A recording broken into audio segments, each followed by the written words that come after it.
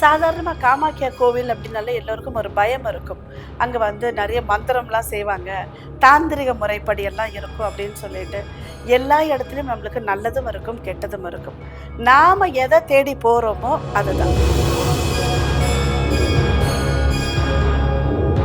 ஏன் அந்த தேவிக்கு அந்த விசேஷம் அப்படின்னா, அன்னை தேவியின் உடற்பாகங்கள் விழும்பொழுது, அவளுடைய பெண் உறுப்பு விழுந்த இடம், யோனி பாகம் விழுந்த இடம் கவுஹாத்தில இருக்கக்கூடிய அன்னை காமாக்கியா தேவிக்கான கோவில். அதனால தான் அந்த கோவில் மிகவும் விசேஷமானது. சாதாரணமாவே நீங்க ஒரு கோயிலுக்கு போறீங்க அப்படின்னா, மூடி இருந்தா நம்ம இப்போ சாமி பார்க்காம நம்ம எதுக்கு அந்த கோவிலுக்கு போறது அப்படின்னு நினைப்போம். அம்மாவுக்கு வந்து மாதவிலக்கு இருக்கு அப்படின்றதுனால நடை சாத்தி இருக்கும். பிரம்மபுத்திரா நதியே கலர் கொஞ்சம் மாறி இருக்கும் அப்படின்னு தான் சொல்லுவாங்க. ஏன்னா அப்ப அந்த நேரத்துல நாம ஏதாவது மந்திர உச்சாடனம் பண்றோம், இல்ல நாம தபஸ் பண்றோம் அப்படின்னா அது பல மடங்கு பலன் அளிக்கும். அது அன்னை தேவியின் யோனி பாகம் விழுந்த இடம் அப்படின்றதுனால கர்ப்பப்பை சம்பந்தப்பட்ட பிரச்சனைகள் சரியாயிரும். கணவன் மனைவி ஒரு புரிதல் இல்லாம இருக்கிறாங்க அப்படின்னா அந்த கோவிலுக்கு போன பிறகு நல்ல ஒரு அந்யோன்யம் ஏற்படும், குழந்தை பிறப்பு ஏற்படும் அப்படின்லாம் சொல்றாங்க. காமாக்கியாவை போய் வணங்குறதுனால நமக்கு வந்து எதிரிகள் இல்லாம இருக்கிறதுக்கான வாய்ப்பு இருக்கு. இன்னொன்னு, நமக்கு யாராவது செய்வினை செய்யறாங்க, கெட்டது செய்யறாங்கன்னா அதை நம்ம பெருசா தாக்காது.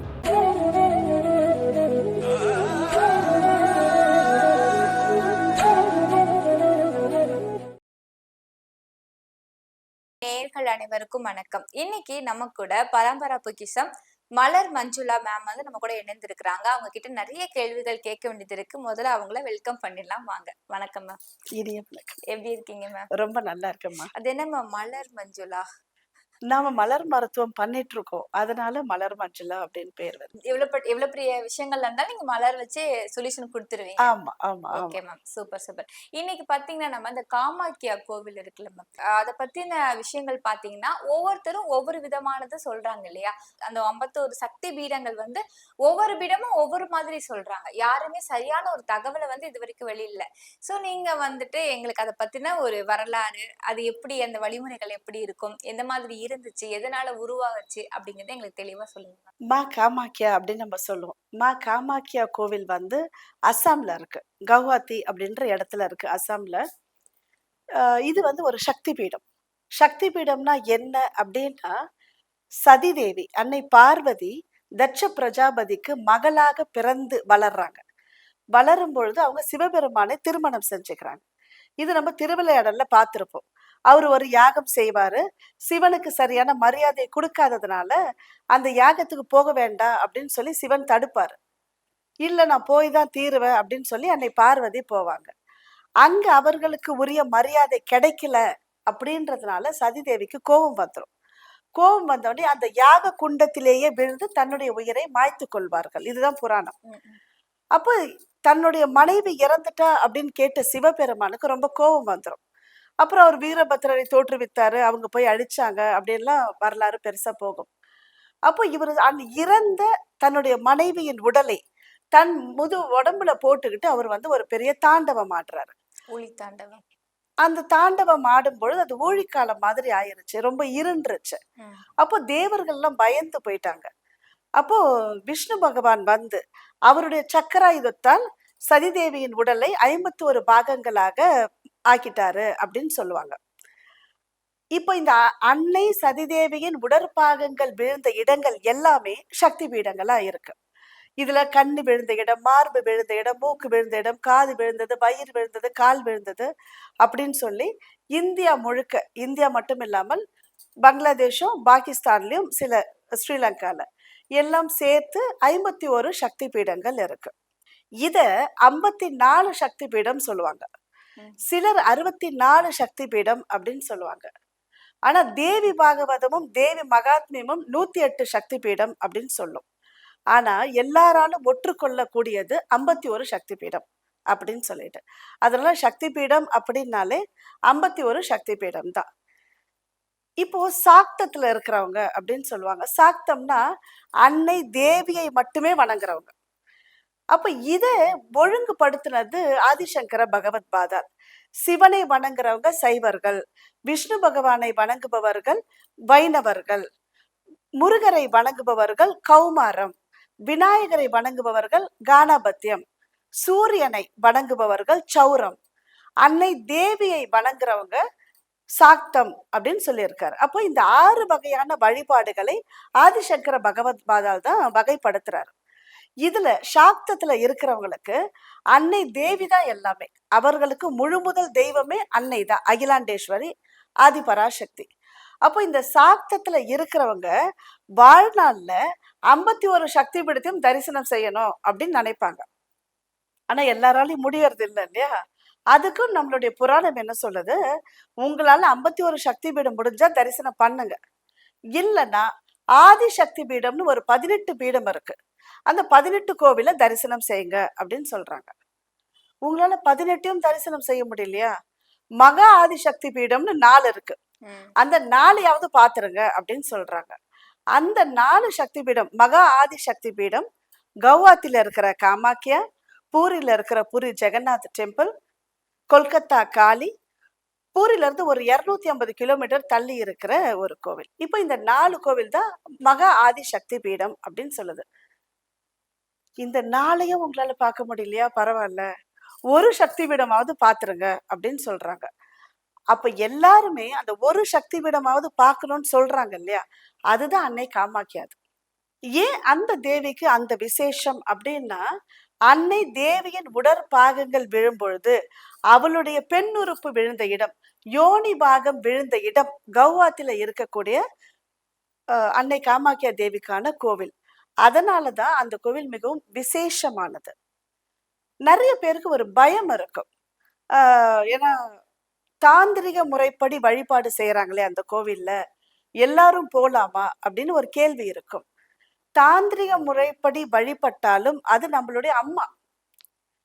நமக்கு பாருங்க, இந்த பிறவில நமக்கு அம்மானா நம்மளுக்கு ரொம்ப முக்கியம் எல்லாருக்குமே இல்லையா?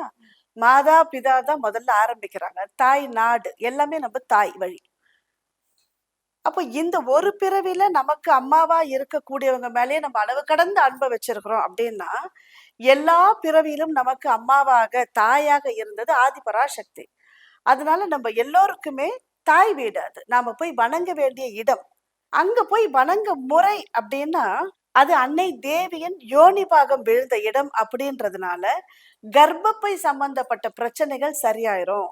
கணவன் மனைவி ஒரு புரிதல் இல்லாம இருக்கிறாங்க அப்படின்னா அந்த கோவிலுக்கு போன பிறகு நல்ல ஒரு அந்யோன்யம் ஏற்படும், குழந்தை பிறப்பு ஏற்படும் அப்படின்லாம் சொல்றாங்க. ஏன்னா இப்ப நம்ம நிறைய பேர் கர்ப்பப்பை சம்பந்தப்பட்ட பிரச்சனைகளை பாக்குறோம். அது அன்னை தேவி யோனி விழுந்த இடம் அப்படின்றதுனால இந்த பிரச்சனை இருக்கிறவங்களும், இல்ல நான் தொழில்ல நல்லா தான் செஞ்சுட்டு இருக்கேன், எனக்கு யாராவது ஏதாவது செஞ்சுட்டே இருக்காங்க, அது பொறாமையா இருக்கு, இல்ல செய்வினை செய்யறாங்க அப்படின்னா அதை சரி செய்பவளும் மா காமாக்கியா. அப்ப எல்லோருக்குமான தேவி தான் அன்னை காமாக்கியா தேவி. இப்ப இங்க அன்னை தேவியை வழிபடும் முறை அப்படின்னாக்கா, எப்பவுமே நமக்கு வடக்கு இந்தியால போய் கர்ப்ப கிரகத்தை தொடுற மாதிரி தான் இருக்கும், நம்ம சவுத் இந்தியா மாதிரி இருக்காது. இப்ப கூட ஒரு யூடியூப்ல ரொம்ப ஒரு ஃபேமஸா ஒரு வீடியோ வைரல் ஆயிட்டு இருக்கு. 15 வருடங்களுக்கு பிறகு அன்னை காமாக்கியாவின் தீப அலங்காரம் அப்படின்னு சொல்லிட்டு இருட்டுல ஒரு அம்மன் உட்கார்ந்து இருக்கிற மாதிரியும் அதுக்கு தீபம் காமிக்கிற மாதிரியும் ஒரு வீடியோ வைரல் ஆகுது. அது மா காமாக்கியா இல்லை. ஏன்னா இது அன்னையின் யோனி பாகம் விழுந்த இடம் அப்படின்றதுனால உள்ள கர்ப்ப கிரகத்துல எந்த விக்கிரகமும் இருக்காது. அது ஒரு சின்ன ஒரு மேடான ஒரு இடம், ஒரு சதுரமா ஒரு கல்லு மாதிரி இருக்கும், அவ்வளவுதான். அந்த இடத்துல தானே இயற்கையாக ஒரு ஊற்று எடுக்கும். யோனி பாகம் அப்படின்றதுனால இயற்கையாக ஒரு நீர் ஊற்று அதுல இருக்கும். நாம அதை கை தொட்டு வணங்க எடுக்கிறோம், அவ்வளவுதான். அது தீர்த்தம் மாதிரி. அதே மாதிரி அந்த நீரூற்று வந்து எப்பயாவது சிவப்பு கலர்ல வரும், அது அரிது அப்படின்னு சொல்றாங்களே, அதை பத்தி மேம்? எப்பவாவது சிவப்பு கலர்ல வரும் அப்படின்னா, எப்படி பெண்களுக்கு மாதவிலக்கு நடக்குதோ அதே போல அன்னை மா காமாக்கியாவிற்கும் மாதவிலக்கு நடக்கும். அது எப்பன்னா வருஷத்துல 3 நாள், எவ்ரி மந்த் இல்ல, வருஷத்துக்கு 3 நாள் நடக்கும். அது ஜூன் மாதத்துல நடக்கும். அதுக்கு அம்புபாச்சி மேளா அப்படின்னு பேரு. இந்த அம்புபாச்சி மேளா நடக்கும் பொழுது லட்சக்கணக்கான மக்கள் அங்க ஒன்று கூடுவார்கள். சாதாரணமாவே நீங்க ஒரு கோயிலுக்கு போறீங்க அப்படின்னா அந்த கோவில் மூடி இருந்தா நம்ம போக மாட்டோம். ஆமா. மூடி இருந்தா நம்ம இப்ப சாமி பார்க்காம நம்ம எதுக்கு அந்த கோவிலுக்கு போறது அப்படின்னு நினைப்போம். ஆனா அம்புபாச்சை மேளா 3 நாட்களும் காமாக்கியா தேவியினுடைய கோயில் மூடிதான் இருக்கும். ஆனா மூடி இருக்கிற கோவிலுக்கு முன்னால ஆயிரக்கணக்குல லட்சக்கணக்குல கூட்டம் இருக்கும். ஏன்னா அப்ப அந்த நேரத்துல நாம ஏதாவது மந்திர உச்சாடனம் பண்றோம், இல்ல நாம தபஸ் பண்றோம் அப்படின்னா அது பல மடங்கு பலன் அளிக்கும் அப்படின்னு சாதுக்களும் சன்னியாசிகளும் நம்புறாங்க. அதனால எங்கிருந்து எல்லாமோ சாக்தத்துல இருக்கிறவங்க மட்டும் இல்லாமல் அவங்க சொல்லக்கூடிய மந்திரம் சித்தி அடையணும் அப்படின்னு நினைக்கிறவங்களும் உண்மையான ஆன்மீகம் தேடி, ஏன்னா மோட்சத்தை தேடி, இந்த பிறவி நம்மளுக்கு மோட்சத்திற்கானது, மோட்சத்தை தேடி வருபவர்களும் முக்தியை நாடுபவர்களும் அந்த இடத்துல உட்கார்ந்து தியானம் பண்ணுவாங்க 3 நாட்களும். அவ்வளவு கூட்டம் இருக்கும். அந்த நேரம் அம்மாவுக்கு மாதவிலக்கு இருக்கு அப்படின்றதுனால நடை சாத்தி இருக்கும். பிரம்மபுத்திரா நதியே கலர் கொஞ்சம் மாறி இருக்கும் அப்படின்னு தான் சொல்லுவாங்க. ஒவ்வொரு வருடமும் மிக அற்புதமான திருவிழா, அது கொண்டாட்டம். அம்புபாச்சி மேளான்றது கொண்டாட்டம். மேம் இப்ப பாத்தீங்கன்னா நார்மலாவே பெண்கள் மாதவிடாய் காலங்கள்ல நம்ம போகக்கூடாது, கோவிலுக்கே போகக்கூடாது, அது தீட்டுன்னு சொல்லுவாங்க. சோ அந்த மாதிரி பெண்கள் கோவிலுக்கு போகலாமா? நம்ம காமாக்கியா கோவிலுக்கு போகலாமா? அதுக்கு ஏதாவது தடை ஏதாவது இருக்குங்களா? நிச்சயமா போலாம். ஏன்னா பெண் தெய்வம் இல்லையா? அவளுக்கே மாதவிலக்கு நடக்குது. அவளுக்கு மாதவிடாய் நடந்தாலும் நட சாத்தி இருந்தாலும் எல்லாரும் கோயிலுக்குள்ளதான் நம்ம இருக்கோம். அப்போ இது பெண்களுடைய அசௌகரியத்தைக்காக தான் இத கொண்டு வந்தாங்களே தவிர, எனக்கு கம்ஃபர்டபுளா தான் இருக்கு, என்னால போக முடியும் அப்படின்னா, நிச்சயமா எந்த தடையும் இல்லை. அதுவும் பெண் தெய்வத்திற்கு எந்த தடையும் இல்லை. தாராளமா போகலாம். பெண்களுக்காக சில குறைபாடுகள் இருந்தாலோ, இல்ல பெண்களுக்கு இந்த விஷயங்கள் நடக்கணும், முக்கியமா அந்த குழந்தை பாக்கியம் கிடைக்கிறது, இல்லைன்னா வேற ஏதாவது உடம்புல பிரச்சனை இருந்தா, நம்மளுடைய காமாக்கா கோவிலுக்கு போகும்போது என்ன மாதிரியான விஷயங்கள் நடக்கும்? இல்ல இந்த மாதிரி விஷயங்களுக்கு இந்த கோவிலுக்கு போகலாமா அப்படின்னா என்ன மாதிரியான விஷயங்கள் மேம்? சாதாரணமா காமாக்கியா கோவில் அப்படின்னாலே எல்லோருக்கும் ஒரு பயம் இருக்கும். அங்க நிறைய மந்திரம்லாம் செய்வாங்க. தாந்திரிக முறைப்படி எல்லாம் இருக்கும் அப்படின்னு சொல்லிட்டு, எல்லா இடத்துலயும் நம்மளுக்கு நல்லதும் இருக்கும், கெட்டதும் இருக்கும். நாம எத தேடி போறோமோ அதுதான். ஏன்னா தாந்திரிகம் அப்படின்னு அது ஒரு பெரிய தவறான ஒரு வார்த்தை இல்ல. தாந்திரிகம்ன்றது டாக்டிக்ஸ் அப்படின்னு நம்ம சொல்றோம். தந்திரம். எந்த நேரத்துல இப்ப நம்மளுக்கே ஆபீஸ்ல வேலை பார்த்துட்டு இருக்கோம். நம்மளுக்கு ஒரு 2 நாள் லீவ் வேணும் அப்படின்னா, மேனேஜர் தான் லீவ சாங்ஷன் பண்றாருன்னா, அவரு நல்ல மூட்ல இருக்கும்பொழுது போய் நம்ம லீவ் கேட்போம். இல்லையா? வீட்டுக்குள்ள இருந்தே ஒரு சினிமாக்கு போறோம், அம்மா கிட்ட பர்மிஷன் கேட்கணும்னா, அம்மா நல்ல மூட்ல இருக்கும்போது நம்ம போய் கேட்போம். அதே மாதிரி தான் தாந்திரிகம் அப்படின்றது தேவியோ இல்ல எந்த இறைவனோ அவங்க நல்ல சந்தோஷமா இருக்கும் பொழுது, இல்ல அவங்களுக்கு சந்தோஷமான பொருளை குடுத்து தனக்கு தேவையானத வாங்கிக்கிறது. இது ஒரு தந்திரம் தான். இது தாந்திரிக முறைப்படி பூஜை என்றது அதத்தான் குறிக்குமே தவிர, பயப்படுற மாரி எதுவும் இருக்காது. கூட்டம் நெறைய இருக்கும் அப்படின்றது எல்லாருக்கும் ஒரு கேள்வி இருக்கும். ஏன்னா எப்ப போனாலும் 10 மணி நேரம் நிக்கணும், 12 மணி நேரம் நிக்கணும் அப்படின்னு இருக்கும். நின்னுதான் ஆகணும். இல்லையா? அங்க டிக்கெட் இருக்கும். உங்களுக்கு ரூ. 500 டிக்கெட் இருக்கும் விஐபி தர்ஷனுக்கு. அதெல்லாம் நீங்க 2 மணி நேரம், 3 மணி நேரத்துல சாமிய பார்த்துடலாம். ஏன்னா எல்லோருமே கருவறைக்கு போறோம். நம்ம யாரும் வெளிய பார்த்துட்டு வரல. கருவறையில போயிட்டு நீங்க யோனி பிடத்த உங்க கையால தொட்டு கண்ல ஒத்திக்கிட்டு வர போறீங்க. அது எவ்வளவு பெரிய பாக்கியம் இல்லையா? இந்த பிறவில நம்மளுக்கு காமாக்கியான ஒரு கோவில் இருக்கிறதும், அதனுடைய உண்மையான வரலாறு தெரிஞ்சுக்கிறதும், அந்த கோவிலை தரிசனம் செய்வதும் ஒவ்வொருவருடைய பாக்கியம், அது புண்ணியம். கோவில் பாத்தீங்கன்னா வெளியில அந்த 4 ஆதிசக்தி பீடம் சொல்லியிருந்தீங்க இல்லையா? வெளியில பார்க்கும்போது அது கோவில் ரூபத்துல இருக்கும். ஆனா உள்ள பாத்தீங்கன்னா ரொம்ப இருண்ட தோற்றத்துல இருக்கும் அப்படின்னு சொல்றீங்களே. அது எதனால மேம்? எதனால அப்படி அந்த மாதிரி ஒரு தோற்றம் இருக்குது? ஏன்னா அது யோனி பீடம்ன்றதுனால சாதாரணமாவே கருவறை இருட்டுதான். இல்லையா? இப்பதான் நம்ம லைட் எல்லாம் போட்டு வச்சிருக்கோம். அதற்கு முன்னால பாத்தீங்கன்னா, நம்ம தென்னிந்தியாலே கோவில்ல தீபம் தான் ஏத்தி இருப்பாங்க. இப்பதான் லைட் போடுறாங்க. அங்க இன்னும் தீபம் தான். ஒரு தீபம் தான் மெலிசா எரியிற மாரி 2, 3 விளக்கு தான் இருக்கும். அது இருட்டுல தான் இருக்கும். ஏன்னா அது கருவறை இல்லையா? ஓகே. யோனி பீடம் அப்படின்றதுனால இருட்டுல தான் இருக்கும். மத்தபடி இவங்க காமிக்கிற மாரி லைட்ல போடுறதோ, அங்க தேவி உட்கார்ந்து இருக்கிறதோ, அலங்காரம் எதுவுமே கிடையாது. அது வெறும் யோனி பீடம் மட்டுமே தான். யோனி பாகம் மட்டும் தான் அது. இன்னொன்னு 4 கோவில்லாம் இல்ல. ஒரே கோவில் தான். காமாக்கியா ஒரே ஒரு சக்தி பீடம். அவளின் யோனி பாகம் விழுந்த 4 இடம். சக்தி பீடம் சேர்ந்தது ஒரு சக்தி பீடங்களா? 51, ம். 18, 4ம் வேற வேற இடத்துல இருக்கு. Okay, okay. இது ஒரே ஒரு சக்தி பீடம் தான். ம். 51ல முக்கியமான சக்தி பீடம், ஒரே ஒரு சக்தி பீடம் காமாக்கியா. ஆனா காமாக்கியா கோவிலை சுற்றி 10 கோயில் இருக்கு. இந்த கோவில் எங்க இருக்கு அப்படின்னா ஒரு மலை மேல இருக்கு. நிலாச்சல் மலை மேல தான் இந்த கோவில் இருக்கு. தசமகா வித்தை அப்படி சொல்லுவாங்க. தசமகா காளிகள் சொல்லுவாங்க. அன்னை அகிலாண்டேஸ்வரியை 10 விதங்கள்ல வணங்குறது. அப்ப நிலாச்சல் மலை மேல அன்னை காமாக்கியா கோவிலை சுற்றி மற்றவர்களுக்கும் சன்னிதானம் உண்டு. தனித்தனி சன்னதி உண்டு. அன்னை தூமாவதி, அன்னை பைரவி, அன்னை தாரா, அன்னை காளி, பகலாமுகி, புவனேஸ்வரி, சின்னமஸ்தா எல்லோருக்குமே இருக்கு. திரிபுர சுந்தரி, மாதங்கி, காமாக்கியா 10 சன்னதிகளும் மேலேயே இருக்கு. அப்போ காமாக்கியா போறவங்க நீங்க விமானத்துல போறீங்க இல்ல ரயில்ல போறீங்க அப்படின்னா யாரை கேட்டாலும் சொல்லிடுவாங்க காமாக்கியா கோவில் அப்படின்னு சொல்லி. நிலாச்சல் மலை மேல இருக்கும். கோவிலுக்கு ஒரு 5 நிமிஷம் முன்னால வரைக்கும் வண்டி போகும். ஈஸியா நடந்து போற தூரம் தான். உள்ள போயிட்டு தேவியை வணங்கிட்டு மற்ற சன்னதிகளையும் பார்த்துட்டு வர்றது ரொம்ப சிறப்பா இருக்கும். காமாக்கியாவை போய் வணங்குறதுனால நமக்கு வந்து எதிரிகள் இல்லாம இருக்கிறதுக்கான வாய்ப்பு இருக்கு. இன்னொன்னு நமக்கு யாராவது செய்வினை செய்றாங்க, கெட்டது செய்றாங்கன்னா அதை நம்ம பெருசா தாக்காது.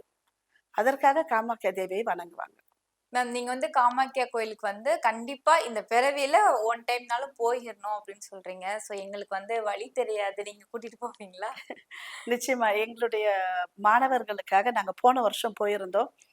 முதல் முறை எல்லாரையும் கூட்டிட்டு போனது. ஆகஸ்ட் மாதம் 5 நாளா நாங்க போயிருந்தோம். அப்போ அப்படிதான ஒரு முறைன்னு ஒண்ணு இருக்கு இல்லையா? எந்த தேவியை பார்க்கறதுக்கும் ஒரு முறை இருக்கு. அதனால யார்கிட்டலாம் பர்மிஷன் வாங்கணுமோ நவகிரகத்துல வாங்கிட்டு, பைரவர்கிட்ட வாங்கி, அதுக்கப்புறம் 10 தேவிகளையும் பார்த்து, அதுக்கப்புறம் காமாக்கியாவும் தரிசனம் முடிச்சு நாங்க வந்தோம்.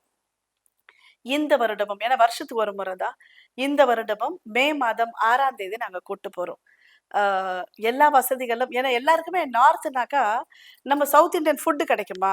நான் எங்க தங்குவேன்? சுத்தம் இருக்குமா? தேவிய தரிசனம் பார்க்கறது தான் ரொம்ப முக்கியமா இருக்கும். ஏன்னா நெறைய பேர் தரிசனம் பார்க்காமலே திரும்ப வந்துருவாங்க. நாங்க விஐபி தரிசனம் முதற்கொண்டு எல்லாமே பண்ணி தரோம்.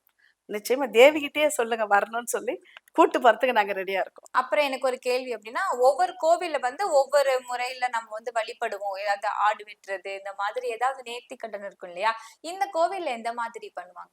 நிச்சயமா. ஏன்னா இது காளி பீடம் அப்படின்றதுனால பலி உண்டு. ம். அதுவும் ஆடு அப்படின்றது சாதாரணமா பண்ணுவாங்க. மகிஷ வதம் சொல்லுவாங்க இல்லையா?